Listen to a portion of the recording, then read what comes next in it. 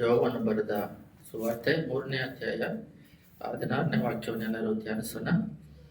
ದೇವರು ಲೋಕದ ಮೇಲೆ ಎಷ್ಟೋ ಪ್ರೀತಿಯನ್ನಿಟ್ಟು ತನ್ನ ಒಬ್ಬನೇ ಮಗನನ್ನು ಕೊಟ್ಟು ಆತನು ನಂಬುವ ಒಬ್ಬನಾದರೂ ನಾಶವಾಗದೆ ಎಲ್ಲರೂ ನಿತ್ಯ ಜೀವವನ್ನು ಪಡೆಯಬೇಕೆಂದು ಆತನನ್ನು ಕೊಟ್ಟನು. ಎಲ್ಲರೂ ಪ್ರಾರ್ಥನೆ ಮಾಡೋಣ.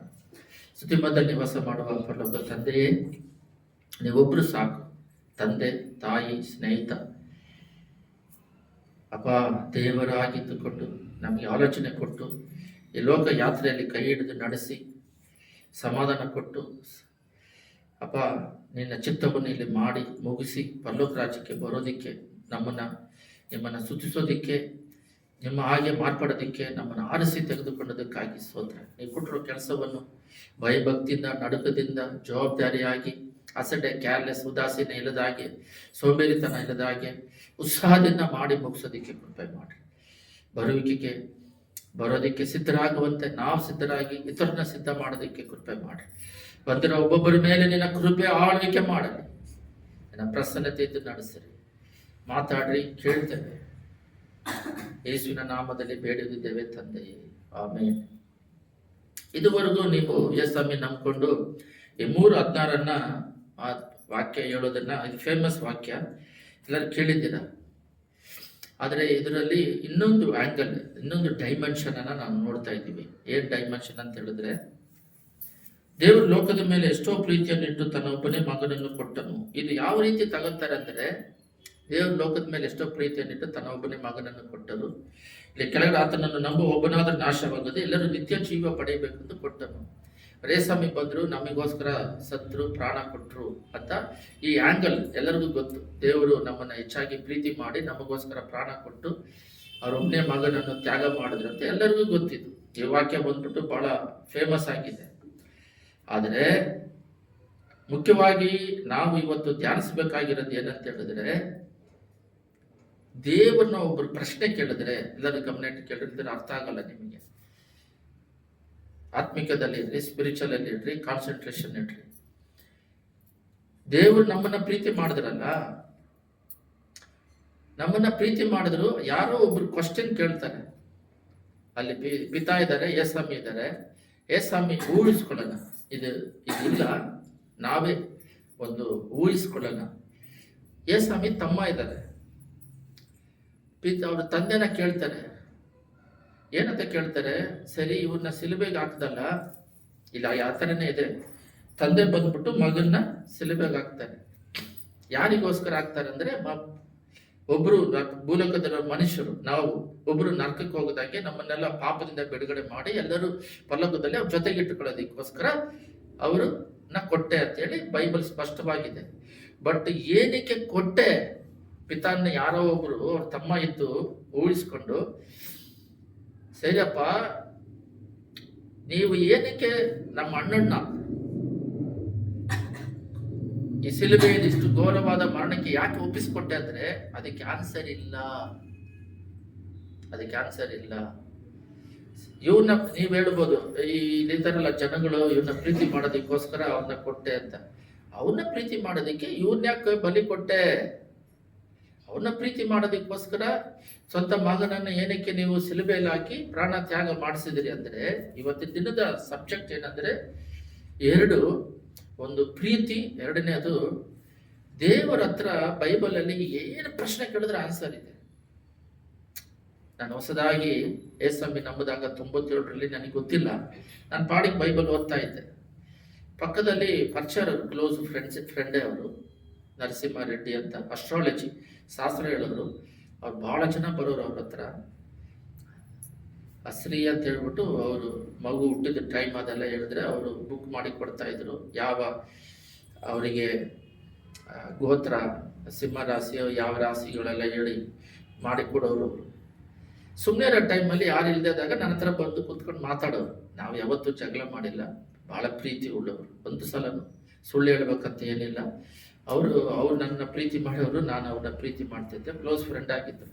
ಒಂದೊಂದು ಟೈಮು ಹಣ ಇಲ್ಲದೆ ಹೋದ್ರೂ ನಾನು ಅದನ್ನು ಕೇಳಿದ್ರೆ ಕೊಡ್ತಿದ್ರು. ಫ್ರೆಂಡ್ಲಿ ಆಗಿದ್ದೀವಿ. ನಾನು ಬರೀ ಅವ್ರು ನನಗೆ ಪ್ರಶ್ನೆ ಕೇಳ್ತಾ ಇರ್ತಾರೆ, ನಾನು ಉತ್ತರ ಕೊಡ್ತಾ ಇರ್ತೀನಿ. ನಾನು ಏನು ಪ್ರಶ್ನೆ ಕೇಳಿದ್ರೆ ಉತ್ತರ ಹೇಳೋದಿಲ್ಲ. ಅಂದರೆ ಸ್ವಲ್ಪ ದಿನ ಅವ್ರು ಪ್ರಶ್ನೆ ಕೇಳ್ತಾನೇ ಇದ್ರು. ಯಾವಾಗ ನೋಡಿದ್ರೆ ಇವ್ರು ಪ್ರಶ್ನೆ ಕೇಳ್ತಾರಲ್ಲ ಅಂತ ಹೇಳ್ಬಿಟ್ಟು ನಾನು ಸುಮ್ಮನೆ ಕೇಳಕ್ ಪ್ರಾರಂಭಿಸಿದೆ, ಗೊತ್ತಿಲ್ಲ ಗೊತ್ತಿಲ್ಲ ಗೊತ್ತಿಲ್ಲ ಗೊತ್ತಿಲ್ಲ ಅಂತ. ಅದೇ ರೀತಿ ಈಗ ದೇವರಲ್ಲಿ ಬೆಳೆದ ಮೇಲೆ ಇವಾಗ 38 ವರ್ಷ ಆಯ್ತು, 22 ವಯಸ್ಸಲ್ಲಿ ದೇವ್ರು ನಂಬ್ಕೊಂಡು ಇವಾಗ 50 ಮುಟ್ಟಕ್ಕೆ ಇನ್ನೂ ಒಂದು ವಾರ ಇದೆ. ಈ 38 ವರ್ಷದ ದೇವರ ಯಾತ್ರೆಯಲ್ಲಿ ಒಂದು ಸೇವಕರು, ಒಬ್ಬ ಸೈಂಟಿಸ್ಟ್ ಕೂತ್ಕೊಂಡು ಸೈಂಟಿಸ್ಟ್ಗೂ ದೇವರಿಗೂ ಹೋಲಿಸ್ಕೊಂಡು ಒಂದು ಸೈನ್ಸ್ ಅಂಡ್ ವಿಂಗ್ಸ್ ಅಂತೇಳಿ ಪ್ರೋಗ್ರಾಮ್ ಮಾಡಿದ್ರು. ಅದು 52 ಪ್ರೋಗ್ರಾಮ್ ಮಾಡಿದಾಗ ಪ್ರತಿಯೊಂದು ನಾನು ಕೇಳಿದೆ. ಆವಾಗ ಸೈನ್ಸ್ ಬಂದ್ಬಿಟ್ಟು ಬೈಬಲಲ್ಲಿ ಇರೋದೆ, ನಾನು ಏನು ಹೇಳ್ತೀನಿ ಅಂತ ಅರ್ಥ ಮಾಡ್ಕೊಳ್ಳಿ. ಯಾರಾದ್ರೂ ಪ್ರಶ್ನೆ ಕೇಳಿದ್ರೆ ಅದಕ್ಕೆ ಬೈಬಲಿಂದ ನಾನು ಉತ್ತರ ಹೇಳ್ತಾ ಇದ್ದೆ. ನಾವು ಪ್ರಶ್ನೆ ಕೇಳಿದ್ರೆ ಅವರಿಗೆ ಉತ್ತರ ಇಲ್ಲ.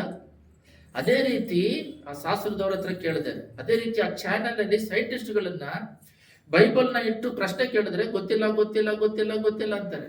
ಯಾಕಂದ್ರೆ ಇವೆಲ್ಲ ಕಂಡುಹಿಡಿದಿರೋದೆಲ್ಲ ದೇವರ ಇಷ್ಟು ಕಂಡುಹಿಡಿತಾರೆ, ಇಷ್ಟುವರೆಗೂ ಆಗುತ್ತೆ. ಪ್ರಕಟಣೆ 13ರಲ್ಲಿ ಟೆಕ್ನಾಲಜಿ ಬರುತ್ತೆ. ಆಮೇಲೆ ಗಾಳಿಯಿಂದ ಸಂಪಾದನೆ ಮಾಡ್ತಾರೆ, ವೈಫೈ, ಈ ನ್ಯೂಕ್ಲಿಯರು, ಎಸೆಕೆಲ್ 39 ಎಲ್ಲ ನಿಮಗೆ ಒಂದು ದಿನ ಅದನ್ನ ಡಿಸ್ಕವರಿದು ಮಾತಾಡಿದ್ದೀನಿ. ಎಲ್ಲನೂ ಇದರಿಂದ ಬಂದಿರೋದೆ. ದೇವರನ್ನ ಏನ್ ಪ್ರಶ್ನೆ ಕೇಳಿದ್ರೂ ಉತ್ತರ ಇದೆ. ಒಬ್ರು ಬಂದ್ಬಿಟ್ಟು ನಿನ್ನನ್ನು ಯಾರು ಸೃಷ್ಟಿ ಮಾಡಿದ್ರಂತ ಕೇಳಿದ್ರಂತೆ, ಅದಕ್ಕೂ ಉತ್ತರ ಇದೆ. ಅದಕ್ಕೇನಾದ್ರೂ ನಿಮಗೆ ಉತ್ತರ ಗೊತ್ತಾ? ನಾನು ಹೇಳಿದ್ದೀನಿ ನಿಮಗೆ. ಯಾಕಂದ್ರೆ ಅಷ್ಟು ಮಟ್ಟಿಗೆ ಆತ್ಮಿಕದಲ್ಲಿ ನೀವು ಬೆಳೆದಿರ್ಬೇಕು. ದೇವರೇ ನಿಮ್ಮನ್ನ ಯಾರು ಸೃಷ್ಟಿ ಮಾಡಿದ್ರಂದ್ರೆ, ದೇವ್ರನ್ನ ಯಾರಾದ್ರೂ ಸೃಷ್ಟಿ ಮಾಡಿದ್ರೆ ಅವರು ದೇವರಾಗ್ತಾರೆ, ಇವ್ರು ದೇವರಾಗಲ್ಲ.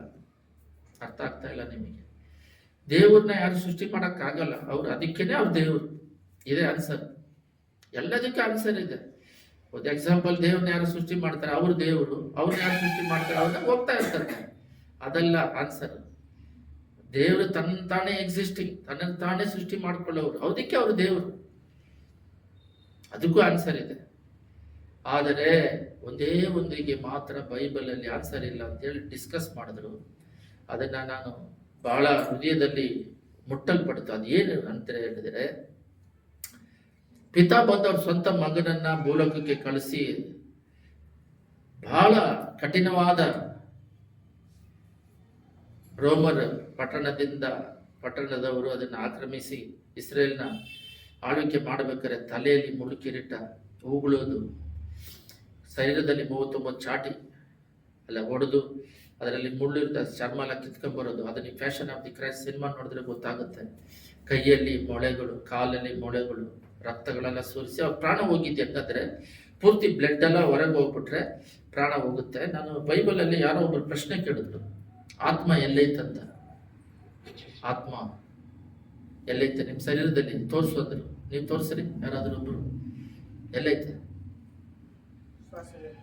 ಹಾ, ನೀನು ಹಾರ್ಟಲ್ಲಿ, ನೀನಮ್ಮ ಎಲ್ಲೋ ಧ್ಯಾನದಲ್ಲಿ ಐತೆ. ಆತ್ಮ ಎಲ್ಲೈತೆ? ಆತ್ಮ ಅಂತಾರಲ್ಲ, ನಾವು ಸತ್ ಮೇಲೆ ಹೊರಗಡೆ ಬರುತ್ತಲ್ಲ, ಅದಕ್ಕೆ ಫ್ಲೆಶ್ ಬ್ಲಡ್ ಇರೋದಿಲ್ಲ. ಅದು ಬಂದ್ಬಿಟ್ಟು ಪರಲೋಕ ರಾಜ್ಯಕ್ಕೆ ಹೋಗುತ್ತೆ, ಇಮೇಜ್ ಆಫ್ ಗಾಡ್ ತರ ಆಗುತ್ತೆ. ಅದಕ್ಕೆ ಕಾರಣ ಏನಂತ ಹೇಳಿದ್ರೆ, ಎಲ್ಲ ಗಮನ ಇಟ್ಟು ಕೇಳ್ರಿ, ಅದು ಬ್ಲಡ್ ಅಲ್ಲಿ ಇದೆ ಅಂತ ಬೈಬಲ್ ಹೇಳುತ್ತೆ. ಬ್ಲಡ್ ಅಲ್ಲಿ ಇದೆ ಆತ್ಮ. ಬ್ಲಡ್ ಹೋಗಿದ ತಕ್ಷಣ ಯೇಸು ಸ್ವಾಮಿಗೆ ಆತ್ಮ ಹೋಗ್ಬಿಡುತ್ತೆ. ಅವಾಗ ಯಾವಾಗಲೂ ಪ್ರಶ್ನೆ ಕೇಳಿದ್ರು, ಬಟ್ ಬೈಬಲ್ ಅಲ್ಲಿ ಆನ್ಸರ್ ಇದೆ. ಆಯ್ತಾ?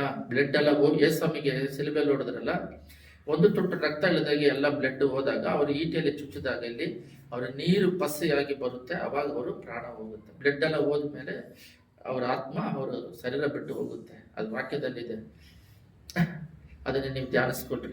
ಅದರಿಂದ ಇಷ್ಟಾಗಿ ಪಿತಾ ಬಂದು ಮಗನನ್ನ ಕೊಟ್ಟು ಪ್ರಾಣ ಕೊಟ್ಟು ಮರಣ ಹೊಂದಿದ್ರು. ಯಾರಾದ್ರೂ ಒಬ್ರು ಪ್ರಶ್ನೆ ಕೇಳಿದ್ರೆ, ಇಷ್ಟಾಗಿ ಇವನ್ನ ಪ್ರೀತಿ ಮಾಡ್ತೀಯಲ್ಲ, ಏನು ಕ್ವಶನ್ ಮಾರ್ಕ್, ಏನಕ್ಕೆ ಇಷ್ಟು ಪ್ರೀತಿ ಮಾಡಿದೆ? ಅರ್ಥ ಆಗ್ತಿದೆಯಾ? ಎಲ್ಲ ಗಮನಿಟ್ಟು ಕೇಳ್ರಿ. ಇವನ್ನ ಏನಕ್ಕೆ ನೀನು ಇಷ್ಟಾಗಿ ಪ್ರೀತಿ ಮಾಡ್ತಿದೀಯಾ? ಅವ್ರ ತಾ ಸೃಷ್ಟಿ ಮಾಡಿದ್ರು ನಮ್ಮನ್ನ, ಅವರೇ ಬಂದು ಪ್ರಾಣ ಕೊಟ್ರು. ಏನಕ್ಕೆ ಇಷ್ಟು ಪ್ರೀತಿ ಮಾಡ್ತಿದೀಯಾ ಅಂದ್ರೆ, ಏನೋ ಪ್ರೀತಿ ಮಾಡ್ತಿದ್ದೀನಿ. ಏನಕ್ಕೆ, ಏನ್ ರೀಸನ್ ಅಂದ್ರೆ, ಏನೋ ಅವ್ರ ಮೇಲೆ ಪ್ರೀತಿ ಮಾಡ್ತಾ ಇದ್ದೀನಿ. ಆನ್ಸರ್ ಇಲ್ಲ, ನೋ ಆನ್ಸರ್. ಆನ್ಸರ್ ಇಲ್ಲದೆ ಒಂದು ಕ್ವಶನ್ ಆಗಿ ಮಿಗುಳುತ್ತೆ. ಅಷ್ಟಾಗಿ ನನ್ನ ಪ್ರೀತಿ ಮಾಡ್ತಾರೆ. ನಿಮಗೆ ಕತೆ ಹೇಳಿದ್ರೆ ಅರ್ಥ ಆಗುತ್ತೆ ನೋಡ್ರಿ. ದೇವರು ಬಂದು ಪರಿಶುದ್ಧರು, ದೇವರು ಬಂದು ಸೃಷ್ಟಿಕರ್ತನು, ಅವರು ಬಂದು ನಮ್ಮನ್ನ ಸೃಷ್ಟಿ ಮಾಡಿದ್ದಾರೆ. ಎಲ್ಲ ಗಮನ ಇಟ್ಕೊಳ್ಳಿ, ಅವ್ರು ನಮ್ಮನ್ನ ಸೃಷ್ಟಿ ಮಾಡಿದ್ದಾರೆ. ಬಟ್ ನಾವು ಕೆಟ್ಟವರು, ದೇವರಿಗಿನ ಒಳ್ಳೆಯವರಲ್ಲ. ದೇವ್ರ ತರ ಆಗೋದಿಕ್ಕೆ ಪರಿಶುದ್ಧಾತ್ಮ ಅಂತ ನಮಗೆ ಸಹಾಯ ಮಾಡಬೇಕು. ನಾವೇ ಆಗೋಕ್ಕೂ ಆಗೋದಿಲ್ಲ. ಆದ್ರೆ ಕೆಟ್ಟವರಿಗೋಸ್ಕರ ಒಂದು ಒಳ್ಳೆಯವರು ಪ್ರಾಣ ಕೊಟ್ಟು ತ್ಯಾಗ ಮಾಡ್ತಾರೆ. ಸರಿ, ಪ್ರಾಣ ಕೊಟ್ಟಲ್ಲ, ಅವ್ರಿಗೆ ಇದು ವರ್ದಿನಾ, ಇವರು ಅದಕ್ಕೆ ಯೋಗ್ಯತೆನಾ ಅಂತ ನೋಡಿದ್ರೆ ಇಲ್ಲ. ಒಂದು ಬೆಳೆ ಬಾಳುವ ಗೋಲ್ಡ್ ಅನ್ನ ಎಲ್ಲಿಡ್ತಾರೆ? ಒಂದು ಬಹಳ ಪುಕ್ಷವಾದ ಜಾಗದಲ್ಲಿ ಇಡ್ತಾರೆ. ಇವಾಗ ನಾವೇ ಒಂದು ಗೋಲ್ಡ್ ಅಂತ ಇಟ್ಕೊಳ್ರಿ, ನಾವು ಬೆಳೆ ಉಳ್ಳವರು ಅಂತ ಹೇಳಿದ್ರೆ ಅದಕ್ಕೆ ಇಟ್ರೆ ಹಣ ವಾಪಸ್ ಕೊಡ್ತಾರೆ ನಮಗೆ. ಅದನ್ನ ಒಂದು ಸ್ಟೋರೇಜ್ ಅಲ್ಲಿ ಇಟ್ಬಿಟ್ಟು ಅದನ್ನ ಭದ್ರವಾಗಿ ಇಡ್ರಿ ಅಂದ್ರೆ ಭದ್ರವಾಗಿ ಇಡ್ತಾರೆ. ಬ್ಯಾಂಕ್ಗಳಲ್ಲಿ ಇಡ್ತಾರಲ್ಲ, ಭದ್ರವಾಗಿ ಇಡ್ತಾರೆ. ಬಟ್ ನಾವಂತ ಒಂದು ಬೆಲೆ ಉಳ್ಳವರು ಅಂತ ನೋಡಿದ್ರೆ ನಾವು ಅಷ್ಟೇನು ಬೆಲೆ ಉಳ್ಳವರಲ್ಲ, ಬೆಲೆಹೀನತೆ ಉಳ್ಳವರು. ನಮ್ಮನ್ನ ಏಸು ರಕ್ತ ಸುರಿಸಿ ಪ್ರಾಣ ತ್ಯಾಗ ಮಾಡಿ ಏನಕ್ಕೆ ಅಂದ್ರೆ ನಿತ್ಯ ಜೀವನದಲ್ಲಿ ಪಕ್ಕದಲ್ಲಿ ಕುಂದಿರ್ಸ್ಕೊಂತಾರೆ, ಓಕೆ. ಬಟ್ ನೀನು ಪ್ರೀತಿ ಇಷ್ಟಾಗಿ ಪ್ರೀತಿ ಮಾಡ್ತೀಯಲ್ಲ, ಏನಕ್ಕೆ ಅಂದ್ರೆ ಕ್ವಶನ್ ಮಾರ್ಕ್ ಬಂದು ಇಲ್ಲ, ಪ್ರೀತಿ ಮಾಡ್ತೀನಿ ಅಷ್ಟೇ. ತಾಯಿಗಿನ ಹೆಚ್ಚಾಗಿ ಪ್ರೀತಿ ಮಾಡ್ತೀನಿ, ತಂದೆಗಿನ ಹೆಚ್ಚಾಗಿ. ತನ್ನನ್ನೇ ಕೊಟ್ಟವ್ರು ಇನ್ನೇನನ್ನು ಕೊಡದೇ ಇರ್ತಾರೆ. ಅದರಲ್ಲಿ ಪ್ರಕಟಣೆ 7:17 ಒಂದು ಮಾತಿದೆ. ಪರಲೋಕದಲ್ಲಿ ಹೋಗ್ಬಿಟ್ಟು ನೋಡ್ರಿ, ಇಲ್ಲಿ 3:16 ಏನಿದೆ ಅಂದ್ರೆ, ದೇವರು ಲೋಕದ ಮೇಲೆ ಎಷ್ಟೋ ಪ್ರೀತಿಯನ್ನಿಟ್ಟು ತನ್ನ ಒಬ್ಬನೇ ಮಗನನ್ನು ಕೊಟ್ಟರು. ಲೋಕದ ಮೇಲೆ ಎಷ್ಟೋ ಪ್ರೀತಿ ಇಟ್ಟರು, ತನ್ನ ಒಬ್ಬನೇ ಮಗನನ್ನು ಕೊಟ್ಟರು. ಆತ ನಂಬೋ ಒಬ್ಬನಾದ್ರೂ ನಾಶವಾಗದೆ, ಅವನ್ನ ಯಾರೆಲ್ಲ ನಂಬುತ್ತಾರೋ ಅವ್ರು ಒಬ್ಬನಾದ್ರೂ ನಾಶವಾಗದೆ ಎಲ್ಲರೂ ನಿತ್ಯ ಜೀವ ಪಡೆಯಬೇಕು ಅಂತ ಆತನ್ನು ಕೊಟ್ಟನು. ಅವ್ರು ಏನಕ್ಕೋಸ್ಕರ ಬಂದ್ರೆ ಅಂದ್ರೆ ಇವ್ರನ್ನ ಕಾಪಾಡೋದಕ್ಕೋಸ್ಕರ ಬಂದೇವೆ. ಯೇಸುವೆ ಒಂದು ಪ್ರಶ್ನೆ ಕೇಳ್ತಾನೆ, ನನ್ನನ್ನ ಸಿಲುಬೆಗೆ ಹಾಕಿ ಘೋರವಾದ ಮರಣದಲ್ಲಿ ನನ್ನನ್ನ ಜೀವವನ್ನು ತೆಗೆದ್ರು ಕೊಟ್ಟಲ್ಲ, ಏನಕ್ಕೆ ಅಂತ ಕೇಳಿದ್ರೆ ಅವ್ರನ್ನ ಪ್ರೀತಿ ಮಾಡೋದಕ್ಕೋಸ್ಕರ, ಅವರು ನಿತ್ಯ ಜೀವಕ್ಕೆ ಬರೋದಕ್ಕೋಸ್ಕರ ನೀನು ಬಲಿಯಾಗಬೇಕಾಗಿತ್ತು. ಸರಿ, ಅವ್ರ ಬರೋಕೆ ನನ್ನನ್ನು ಯಾಕೆ ಕೊಟ್ಟೆ? ಅರ್ಥ ಆಗಿಲ್ಲ. ಅವ್ರನ್ನ ನಿತ್ಯ ಜೀವಕ್ಕೆ ಬರೋದಕ್ಕೆ ನಾನು ಯಾಕೆ ಪ್ರಾಣ ತ್ಯಾಗ ಮಾಡ್ಬೇಕಂದ್ರೆ ಆನ್ಸರ್ ಇಲ್ಲ. ಅದಕ್ಕೆ ಕ್ವಶನ್ ಮಾರ್ಕ್ ಏನಂತ ಹೇಳಿದ್ರೆ ಬರೀ ಪ್ರೀತಿ, ದೇವರ ಪ್ರೀತಿ. ಅಷ್ಟು ದೊಡ್ಡ ಪ್ರೀತಿ ನಮ್ಮ ಮೇಲೆ ಇಟ್ಟಿದ್ದಾರೆ. ಪ್ರಾಣ ಕೊಟ್ಟು ನಮ್ಮನ್ನ ಬಿಡಿಸುವ ಅಷ್ಟು ಪ್ರೀತಿ ನಮ್ಮ ಮೇಲೆ ಇಟ್ಟಿದ್ದಾರೆ. ಆ ಪ್ರೀತಿಗೆ ಸಮಾನವಿಲ್ಲ. ಈ ಪ್ರಕಟಣೆ 7:17 ಒಂದು ಮಾತಿದೆ. ಏನಂದ್ರೆ, ಪರಲೋಕದಲ್ಲಿ ದೇವರು ಕಣ್ಣೀರನ್ನೆಲ್ಲ ಒರೆಸ್ತಾನೆ ಅಂತ ಹೇಳ್ಬಿಟ್ಟು ಅಲ್ಲಿ ಕಣ್ಣೀರು ಬಿಡ್ತಾರಂತೆ. ಇಲ್ಲಿ ಭೂಲೋಕದಿಂದ ಹೋದವರೆಲ್ಲ ಪ್ರಕಟಣೆ 7:17 ನೀವು ಧ್ಯಾನಿಸ್ರಿ. ಈ ಭೂಲೋಕದಿಂದ ಅಲ್ಲಿ ಹೋಗಿ ಅಲ್ಲಿ ಕಣ್ಣೀರು ಬರೋದಿಲ್ಲ. ಯಾಕೆಂದ್ರೆ ಇಲ್ಲಿ ಮಾಂಸ ರಕ್ತ ಇರುತ್ತೆ, ಅಲ್ಲಿ ಸ್ಪಿರಿಟ್ ಅಲ್ಲಿ ಇರ್ತೀವಿ. ಅಲ್ಲಿ ಏನಕ್ಕೆ ಕಣ್ಣೀರು ಬರುತ್ತೆ? ಅಲ್ಲಿ ಕಣ್ಣೀರು ಏನಕ್ಕೆ ಬರುತ್ತೆ ಅಂತ ಹೇಳಿದ್ರೆ, ಏನಕ್ಕೆ ಕಣ್ಣೀರು ಬರುತ್ತಂದ್ರೆ ಆನಂದ ಬಾಷ್ಪದ ಕಣ್ಣೀರು. ನಾವು ಈ ಲೋಕವನ್ನು ಜಯಿಸಿ ಪರಲೋಕ ರಾಜ್ಯಕ್ಕೆ ಹೋಗಿದೀವಲ್ಲ, ಈ ಮಾತು ಎಲ್ಲರೂ ಕೆಟ್ಟು ಹೋಗೋದಾಗಿ ಎಲ್ಲರೂ ನಿತ್ಯ ಜೀವ ಪಡಿಬೇಕಂತ ಪ್ರಾಣ ಕೊಟ್ಟು ತ್ಯಾಗ ಮಾಡಿದ್ರಲ್ಲ, ಅಲ್ಲಿ ನಾವು ಬಂದು ಸೇರಿದಾಗ ಅಲ್ಲಿ ಒಂದು ಸಂತೋಷದ ಕಣ್ಣೀರು ಬಿಡ್ತಾರೆ. ಯಾಕಂದ್ರೆ ಅಲ್ಲಿ ದುಃಖ ಇಲ್ಲ, ವೇದನೆ ಇಲ್ಲ, ಏನಿಲ್ಲ. ಬಟ್ ಅಲ್ಲಿ ಕಣ್ಣೀರು ಯಾಕೆ ಬರುತ್ತಂದ್ರೆ ಅದು ಸಂತೋಷದ ಒಂದು ಬಾಷ್ಪ, ಸಂತೋಷದ ಒಂದು ಕಣ್ಣೀರು. ಎಲ್ಲರೂ 27:46 ಮತ್ತಾಯ ಎಲ್ಲರೂ ತೆಗೀರಿ. 27:46 ಅದರಲ್ಲಿ ಸ್ಪಷ್ಟವಾಗಿದೆ ನೋಡ್ರಿ. 27:46 ಮ್ಯಾಥ್ಯೂ 27:46 ಓದ್ತೀನಿ ನೋಡ್ರಿ.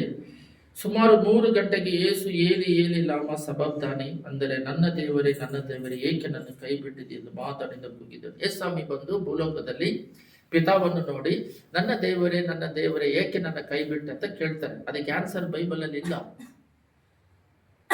ಬೈಬಲ್ ಅಲ್ಲಿ ಆನ್ಸರ್ ಕೊಡೋದಿಲ್ಲ. ಪಿತಾ ಸೈಲೆಂಟ್ ಆಗಿ ಇರ್ತಾರೆ. ಅದು ಪ್ರಶ್ನೆ ಕೇಳ್ತಿರೋದು ಬಂದು ಯೇಸು ಸ್ವಾಮಿಯೇ ಪಿತಾನ ಕೇಳ್ತಾ ಇದ್ದಾರೆ, ಯಾಕೆ ನನ್ನ ಕೈ ಬಿಟ್ಟ ಅಂದ್ರೆ ಅವರು ಬಂದು ಅವರು ಸಣ್ಣ, ಅವ್ರು ಕೇಳಿದ್ರೆ ಪ್ರಶ್ನೆ ಕೇಳಿದ್ರೆ ಉತ್ತರ ಕೊಡಬೇಕು. ಬಟ್ ಅವ್ರು ಕೊಡ್ತಾ ಇಲ್ಲ, ಸೈಲೆಂಟ್ ಆಗಿದ್ದಾರೆ. ಅಲ್ಲಿ ಕೆಳಗಡೆ ಏನು ಉತ್ತರ ಇಲ್ಲ. ಅದಕ್ಕೆ ಒಂದು ಟ್ರಾನ್ಸ್ಲೇಷನ್ ಅಲ್ಲಿ ಹೇಳ್ತಾರೆ, ಬಟ್ ಅದು ಇದು ಈ ಉದ್ದೇಶಕ್ಕಾಗಿ ಮಾತ್ರ. ಉದ್ದೇಶಕ್ಕಾಗಿ ಅಂತ ಹೇಳಿದ್ರೆ ಈ ಉದ್ದೇಶ ಅಂತ ಹೇಳಿದ್ರೆ ನೀನು ಇವರ ಮಕ್ಕಳನ್ನ ಬಿಡಿಸೋದಕ್ಕೋಸ್ಕರ ನಿನ್ನ ಉದ್ದೇಶಕ್ಕಾಗಿಯೇ ನೀನು ಮರಣ ಹೊಂದಬೇಕು. ಇದಕ್ಕಾಗಿ ಎದಕ್ಕಾಗಿ ಅಂತ ಹೇಳಿದ್ರೆ ಜನಗಳನ್ನ ನಿತ್ಯ ಜೀವಕ್ಕೆ ಕಳಿಸೋದಕ್ಕೆ ನೀನು ಪ್ರಾಣ ತ್ಯಾಗ ಮಾಡಿ ಪಾಪದ ಬಿಡುಗಡೆ ಮಾಡೋದಕ್ಕೆ ನೀನು ಈ ರೀತಿ ಮರಣ ಹೊಂದಬೇಕು. ಓಕೆ, ನನ್ನನ್ನು ಯಾಕೆ, ಅದ ಅರ್ಥನೇ ಏಲಿ ಏಲಿ ಲಾಮಿ ಸಬದ್ದಾಮಿ, ನನ್ನ ದೇವರೇ ಯಾಕೆ ನನ್ನ ಕೈ ಬಿಟ್ಟೆ ಅಂದ್ರೆ ಸುಮ್ಮನೆ ಇದ್ದಾರೆ. ಯಾಕಂದ್ರೆ ಇವ್ರನ್ನ ಪ್ರೀತಿ ಮಾಡಕ್ಕೆ ನಿನ್ನ ಬಿಟ್ಟೆ, ಸರಿ ಅವ್ರನ್ನ ಪ್ರೀತಿ ಮಾಡಕ್ಕೆ ನನ್ನನ್ನ ಯಾಕೆ ಕೈ ಬಿಟ್ಟೆ, ನನಗೆ ಉತ್ತರ ಕೊಡು ಅಂತ ಕೇಳಿದ್ರೆ ನಾನು ಅವರಿಗೋಸ್ಕರ ಪ್ರಾಣ ತ್ಯಾಗ ಮಾಡೋದಕ್ಕೆ ನಾನು ಯಾಕೆ ಆಗಬೇಕು ಅಂದ್ರೆ ಅದಕ್ಕೆ ಆನ್ಸರ್ ಇಲ್ಲ. ಅದಕ್ಕೆ ಕಾರಣ ಏನಂತ ಹೇಳಿದ್ರೆ ಪ್ರೀತಿ. ಪಿತಾ ಕುಮಾರನ್ ಪರಿಶುದ್ಧಾತ್ಮ ಮೂರು ಒಬ್ಬರೇ ನಮಗೆ ಗೊತ್ತು. ಬಟ್ ಅವ್ರ ಪಿತಾನೇ ಮೂಲಕದಲ್ಲಿ ಬಂದು ಪ್ರಾಣ ತ್ಯಾಗ ಮಾಡಿ ಅವ್ರು ಇಲ್ಲೂ ಇದ್ದಾರೆ. 3 ಜನನು ಒಬ್ಬರು ಮೂರಾಗಿದ್ದಾರೆ. ಅದು ತ್ರೇಕ ದೇವರವರು. ಆದರೆ ಅಷ್ಟಾಗಿ ಸಿಲುಬೆಯಲ್ಲಿ ಮರಣ ಹೊಂದೋದಿಕ್ಕೆ, ಅಷ್ಟು ಪ್ರೀತಿ ಮಾಡೋದಿಕ್ಕೆ ನಾವು ಯೋಗ್ಯರಾ? ನಮ್ಮನ್ನು ನಾವೇ ಪರೀಕ್ಷೆ ಮಾಡ್ಕೋಬೇಕು. ಅಷ್ಟರ ಮಟ್ಟಿಗೆ ನಾವು ಯೋಗ್ಯತೆ ಉಳ್ಳವರ? ಒಂದು ಮೇಕೆ ಬಂದು ಮಣ್ಣು ಅದ್ರ ಮೇಲೆ ಬಿದ್ದರೆ ಅದು ಬಿಟ್ಕೊಳ್ಳೋದಿಲ್ಲ, ಅದೆಲ್ಲ ಜಾಡಿಸಿ ಬೀಳಿಸ್ಬಿಡುತ್ತೆ. ಮಣ್ಣು ಅದಕ್ಕೆ ಇಷ್ಟ ಆಗೋದಿಲ್ಲ, ಅದು ಹುಲ್ಲು ಮೇಯೋದು, ಮಣ್ಣು ಅದಕ್ಕೆ ಸೆಟ್ ಆಗೋದಿಲ್ಲ. ಆದರೆ ಹಂದಿ ಬಂದ್ಬಿಟ್ಟು ಅದು ಕೆಸರುಗಳಲ್ಲಿ ನೋಡಿದ್ರೆ ಸಾಕು, ಅದಕ್ಕೆ ಅದು ದೊಡ್ಡ ಬಿರಾಣಿ ತರ, ಅದು ಏನು ಕೊಟ್ರೂ ಸಾಕಾಗದು. ಅದರಲ್ಲಿ ಹೋಗಿ ಅದು ಉರುಳಾಡ್ಬಿಟ್ಟು ಅದನ್ನ ತಿಂದು ಅದರಲ್ಲಿ ಉರುಳಾಡಿದ್ರೇನೆ ಅದಕ್ಕೊಂದು ಸಂತೋಷ. ಆ ತರ ನಾವು ಪಾಪದಲ್ಲಿ ಮುಳುಗಿರುವ ನಮ್ಮನ್ನ, ಕೆಟ್ಟವರಾಗಿರುವ ನಮ್ಮನ್ನ ಯೇಸು ರಕ್ತ ಸುರಿಸಿ ಬಿಡುಗಡೆ ಮಾಡಿ ಕಾಪಾಡಿದ್ದಾರೆ. ನಾವು ಪೌಲ್ ಹೇಳ್ತಾರೆ, ಏನಂತ ಹೇಳ್ತಾರೆ ಅಂದ್ರೆ, ದೇವರ ಪ್ರೀತಿ ನನ್ನನ್ನ ಹಿಡಿದು ಎಳಿತತೆ ಅಂತ ಹೇಳ್ತಾರೆ. ಇಲ್ಲಿ 1 ಕೊರಿಂಥಿಯರು 1:25 ಅವರು ಹೇಳ್ತಾರೆ, ಅವರು ಏನ್ ಹೇಳ್ತಾರೆ ಅಂದ್ರೆ, ಲೋಕದಲ್ಲಿ ಅವರ ಪ್ರೀತಿ ನಮ್ಮನ್ನ ಹಾಕಿ ಎಳಿತತೆ ಅಂತ ಹೇಳ್ತಾರೆ. ಅವರ ಪ್ರೀತಿ 2 ಕೊರಿಂಥಿಯರು 5:14 ಓದ್ರಿ. ಇಲ್ಲ, ಕ್ರಿಸ್ತನ ಪ್ರೀತಿಯು ನಮಗೆ ಒತ್ತಾಯ ಮಾಡುತ್ತದೆ ಅಂತಿದೆ ಟ್ರಾನ್ಸ್ಲೇಷನ್ ಅಲ್ಲಿ. ಬೇರೆ ಇದರಲ್ಲೆಲ್ಲ ಅವರ ಪ್ರೀತಿ ನಮ್ಮನ್ನ ಎಳಿತದಂತೆ. ಈ ಸಿಲುಬೆ ಪ್ರೀತಿನೇ ನೋಡಿ ಅವ್ರು ಹೇಳಿದ್ದು. ಅಷ್ಟಾಗಿ ಅದಕ್ಕೋಸ್ಕರನೇ ಎಲ್ಲರೂ ತ್ಯಾಗ ಮಾಡ್ತಾರೆ. ಎಷ್ಟೋ ಜನ ಪ್ರಾಣ ತ್ಯಾಗ ಮಾಡಿ ಆ ಪರಲೋಕ ರಾಜ್ಯ ನಿತ್ಯ ಜೀವಕ್ಕೋಸ್ಕರ ಮಿಷನರಿಗಳದೆಲ್ಲ ಹೋದ್ರಿ ನೀವು. ಇವಾಗ ದೊಡ್ಡ ದೊಡ್ಡ ಸೇವಕರೆಲ್ಲ ಇವ್ರು ಹೆಂಗೆ ದೊಡ್ಡ ಸೇವೆ ಮಾಡ್ತಾರೆ? ಈ ಎಸ್ಎನ್ಎಲ್ ಆಂಧ್ರದಲ್ಲಿ ಇಷ್ಟು ದೊಡ್ಡ ಸೇವೆ ಮಾಡಿದ್ದಾರೆ, ಇವರೆಲ್ಲ ಹೆಂಗ್ ಮಾಡ್ತಾರೆ ಅಂತ ನೋಡಿದ್ರೆ, ಮೋಸಲ ಅಂದ್ರೆ ರಕ್ಷಣೆ ಹೊಂದಿದ ತಕ್ಷಣ ಮಿಷನರಿಗಳು ಪುಸ್ತಕ ಓದ್ತಾರೆ. ಅವರು ಓದಿ ಏನ್ ಮಾಡ್ತಾರೆ ಅಂದ್ರೆ, ಅಯ್ಯೋಯ್ಯೋ ಇವ್ರು ಇಷ್ಟೆಲ್ಲ ಸೇವೆ ದೇವರಿಗೋಸ್ಕರ ಅನುಭವಿಸಿ ಪ್ರಾಣ ತ್ಯಾಗ ಮಾಡಿ ಊರು ಬಿಟ್ಟು ಊರು ಬಂದು ಇಷ್ಟೆಲ್ಲ ತ್ಯಾಗ ಮಾಡಿ ಸತ್ತಿದ್ದಾರಲ್ಲ, ನಾವು ಆತರ ಮಾಡ್ಬೇಕು ಅನ್ನೋದು. ಅಯ್ಯೋ ನಾವು ಆ ಥರ ಇಲ್ಲಲ್ಲ ಅಂತ, ಊಟ ಇಲ್ಲದೆ ಹೊಡೆದ್ರೆ ಅವ್ರನ್ನೆಲ್ಲ ಹಿಂಸೆ ಮಾಡಿದ್ರೆ ಅವರಿಗೋಸ್ಕರನೇ ಹೋಗಿ ಪಾಪದಿಂದ ಗೊತ್ತಿಲ್ಲದೆ ತಪ್ಪು ಮಾಡ್ತಾರೆ ಅಂತೇಳಿ ಅವ್ರಿಗೆ ಸೇವೆ ಮಾಡಿ ಅವ್ರನ್ನೆಲ್ಲ ದೇವ್ರ ಕಡೆ ನಡೆಸಿ ಹೊಡ್ತಾ ತಿಂದು ಸೇವೆ ಮಾಡಿದ್ದಾರೆ. ಆತ್ಮ ನರಕಕ್ಕೆ ಹೋಗದಾಗೆ ಪರಲೋಕ ರಾಜ್ಯಕ್ಕೆ ನಡೆಸೋದಿಕ್ಕೆ. ಅದನ್ನ ನೋಡಿನೇ ದೊಡ್ಡ ದೊಡ್ಡ ಸೇವಕರುಗಳೆಲ್ಲ ಪ್ರಬಲವಾಗಿ ಸೇವೆ ಮಾಡೋದು. ನಾವು ಮಾಂಸದಲ್ಲಿದ್ದು ಅವ್ರೇನಾದ್ರೂ ಅಂದುಬಿಟ್ರೆ ಸಾಕು, ನಮಗೆ ಈಗೋ ಪ್ರಾಬ್ಲಮ್ ಇಂದ ನಾವು ಜಗಳ ಮಾಡ್ತೀವಿ. ಬಟ್ ಅವರು ಹೊಡೆದ್ರೇನು ಹಿಂಸೆ ಮಾಡಿದ್ರು ದೇವರ ನಿಮಿತ್ತವಾಗಿ ಎಲ್ಲ ಸಹಿಸ್ಕೊಂಡು. ಯಾಕೆ ಪೌಲು ಕೂಡ ಅಷ್ಟೇ, ಕಲ್ಲಲ್ಲಿ ಹೊಡೆದು ಅವ್ರು ಸತ್ತೋದನ್ನು ಬಿಟ್ಟೋದ್ರೆ ಅದೇ ಊರಿಗೆ ಎದ್ದು ಹೋಗಿ ಪ್ರಸಂಗ ಮಾಡ್ತಾರೆ, ಅದೇ ಊರಿಗೆ ಹೋಗಿ ಸೇವೆ ಮಾಡ್ತಾರೆ. ಸಾಯಿಬನನ್ನು ಕಲ್ಲು ಹೊಡೆದು ಸಾಯಿಸ್ತಾ ಇರ್ಬೇಕಾದ್ರೆ ಇವನ್ನ ಕ್ಷಮಿಸ್ರಿ ಅಂತಾರೆ. ದೇವರು ಹೇಳಿದ್ದು ಬೇರೆ, ಪ್ರೀತಿ. ಆ ದೇವರು ನಮ್ಮನ್ನು ಲೋಕದಲ್ಲಿ ಇಟ್ಟಾಗ ನಾವು ಅವನ್ನ ಸುತ್ಸೋದಿಕ್ಕೆ, ಅವರಾಗಿ ಮಾರ್ಪಡೋದಿಕ್ಕೆ ನಮ್ಮನ್ನು ಇಟ್ಟಿದ್ದಾರೆ. ಅದರಲ್ಲಿ ಪ್ರೀತಿ ದೊಡ್ಡದು.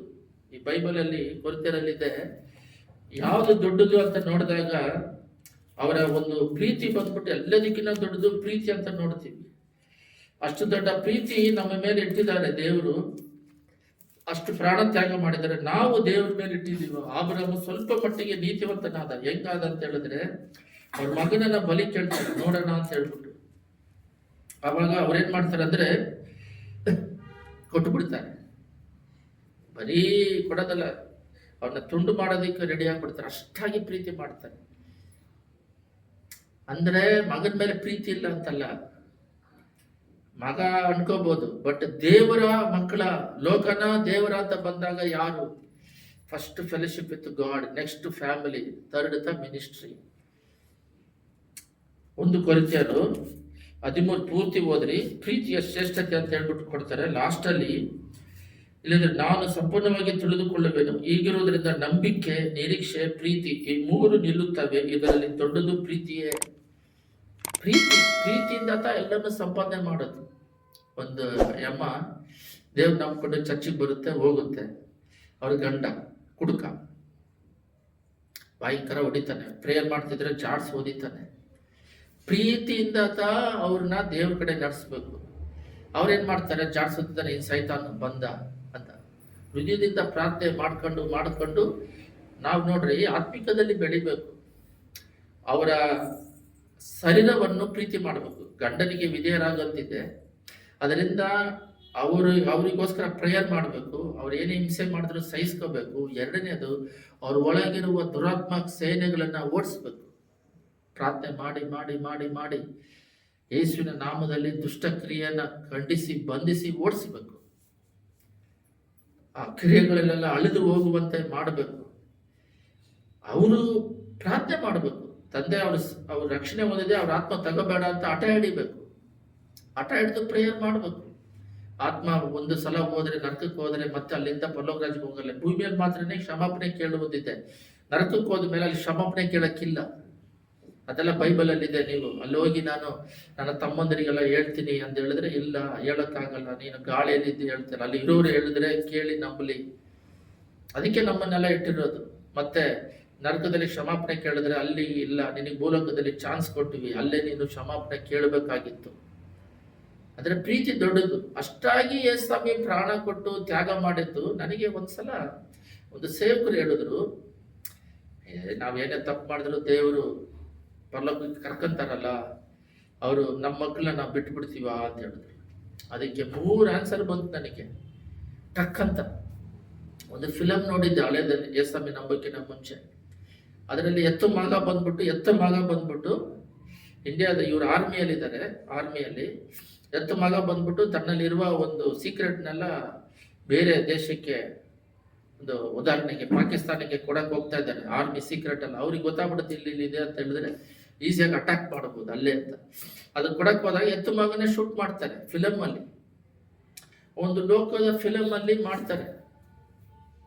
ಇಂಡಿಯಾದಲ್ಲಿ ಸಿನಿಮಾವಲ್ಲೂ ಕೂಡ ಮಗನ್ನೇ ಕೊಲೆ ಮಾಡ್ತಾರೆ, ದೇಶದ್ರೋಹ ಮಾಡಿದೆ ಅಂತ ಹೇಳ್ಬಿಟ್ಟು. ಇದೇ ನೀವು ತಪ್ಪಾಗಿ ಹೇಳ್ತಾನಲ್ಲ ಅಂತ ಹೇಳ್ಬಿಟ್ಟು. ಅದಕ್ಕೆ ಇನ್ನೊಂದು ಉದಾಹರಣೆನೂ ಹೇಳಿದ್ರು. ಜಡ್ಜು ಅವ್ರು ಲಾಯರ್ ಇದ್ದಾಗ ಮಗ ಏನೇ ತಪ್ಪು ಮಾಡಿದ್ರು, ಕ್ಲೈಂಟ್ ಅವ್ರು ಬಂದ್ಬಿಟ್ಟು ದುಡ್ಡು ತಗೊಂಡು ಅವನ್ನ ಬಿಡಿಸ್ತಾ ಇದ್ರಂತೆ. ಅರ್ಥ ಆಗ್ತಾ ಇಲ್ಲ. ಅವನ ಒಂದ್ಸಲ ಚೈನ್ ಕತ್ಕೊಂಡ್ ಬಂದಂತೆ ಇವ್ರು ಬಿಡಿಸಿದ್ರಂತೆ. 2ನೇ ಸಲ ಒಬ್ಬರನ್ನ ಆಸಿಡ್ ಒಯ್ದಂತೆ ಬಿಡಿಸಿದ್ರಂತೆ ದುಡ್ಡು ತಗೊಂಡು. 3ನೇ ಸಲ ಇನ್ನೇನು ಅವ್ರು ಬಿಡಿಸ್ತಾರಲ್ಲ ಅನ್ಕೊಂಡಂತೆ ಇವ್ರು ಜಡ್ಜ್ ಆದ್ರಂತೆ. ಇನ್ನೇನು ಜಡ್ಜ್ ಆದ್ರೆ ಬಿಡಿಸ್ತಾರಂತ ನೋಡಿದ್ರೆ, ಜಡ್ಜ್ ಬಂದು ನೀತಿ ಉಳ್ಳ ನ್ಯಾಯಾಧಿಪತಿಯಾಗಿ ಜಡ್ಜ್ ಮಾಡ್ಬೇಕು. ಅವಾಗ ಲಾಯರ್ ಆದಾಗಿದ್ದ ದುಡ್ಡು ತಗೊಂಡು ಬಿಡಿಸ್ತಾ. ಜಡ್ಜ್ ಆದಾಗ ಅದು ವಾಗ್ವಾದಗಳನ್ನ ನೋಡಿ ಬಿಡಿಸ್ಬೇಕಾದ್ರೆ ಅವನ್ನ ಜೈಲಿಗೆ ಕಳಿಸ್ಬಿಟ್ರು. ಅವಾಗ ಅವ್ನು ಕೇಳ್ತಾನೆ, ನೀನು ಇಷ್ಟೆಲ್ಲ ಕಾಪಿಲ್ಲ, ಅವಾಗ ನಾನು ಲಾಯರ್ ಆದಾಗಿದ್ದೆ, ದುಡ್ಡು ತಗೊಂಡೆ, ಇವಾಗ ಜಡ್ಜ್ ಆಗಿದ್ದೀನಿ, ನ್ಯಾಯವಾಗಿ ತೀರ್ಪು ಮಾಡ್ಬೇಕಂತ. ಆ ತರ ಲೋಕದ ಕಥೆಗಳೆಲ್ಲ ಹೇಳಿದ್ರು ತಲೆ ಒಳಗಡೆ ಹೋಗ್ತಾ ಇಲ್ಲ. ಏನಂದ್ರೆ ಇಷ್ಟು ಪ್ರೀತಿ ಮಾಡಿ ರಕ್ತ ಸುರಿಸಿ ಪ್ರಾಣ ತ್ಯಾಗ ಮಾಡಿ ಬಿಡುಗಡೆ ಮಾಡಿದ್ದು ನನ್ನ ಮೈಂಡಲ್ಲಿ ಬಂತು. 2ನೇ ಪಾಯಿಂಟ್, ಸರ್ ಹಂಗಾದ್ರೆ ನಾವು ಪಾಪ ಮಾಡ್ಕೊಂಡಿದ್ರೆ ಅವರು ದೇವ್ರ ಪರಲೋಕ ರಾಜ್ಯ ಕರ್ಕೊಂಡು ಹೋಗೋದಿದ್ರೆ ಮತ್ತೇನಕ್ಕೆ ನಾವು ದೇವ್ರ ರಕ್ತ ಸುರಿಸಿ ಬಿಡುಗಡೆ, ಶಾಪದಲ್ಲೇ ಬಿಡುಗಡೆ ಆಗೋದು? ಒಂದು ಕ್ವಶನೇ ನನ್ನ ಹೃದಯದಲ್ಲಿ ಇತ್ತು. ಆವಾಗ 2ನೇದಕ್ಕೆ ಆನ್ಸರ್ ಹೇಳಿದ್ರು, ಎದುರುಬಿಟ್ಟೆ ನಾನು.